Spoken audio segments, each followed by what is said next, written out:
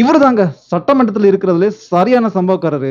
சட்டமன்ற நிகழ்வுகள் எப்பவுமே அமைதியா போர் அடிக்கிற மாதிரி போய்கிட்டு இருக்கும்போது தலைவர் எந்திரிச்சு பேசுவாரு. தலைவர் நல்லா தான் முதல்ல பேசுவாரு. ஆனா முடிக்கிற டைம்ல போற போக்குல ஒரு குண்ட தூக்கி போடுவாரு. அவ்வளவுதான். சட்டமன்றமே ரணகளம் ஆயிடும். இந்த வீடியோ கொஞ்சம் பாருங்க. நல்லா தான் பேசுவாரு. ஆனா கடைசியில என்ன சொல்றாருன்னு பாருங்க. இந்த தமிழர்களுக்கு எங்கே தீங்கு ஏற்பட்டாலும் முதல் குரலாக முதல்வரின் குரல் கண்டிப்பாக இருக்கும். ஒரு சில பேருக்கு திடீர் தமிழ் பாசம், தமிழர்கள் பாசம் இருக்கும். அதெல்லாம் இந்த நம்மளுடைய வரலாற்றில் ஏற்கனவே பார்த்ததுதான். 2009 3 மணி நேரம் ஒரு அடையாள உண்ணாவிரத நாடகம். அதை தொடர்ந்து நடைபெற்ற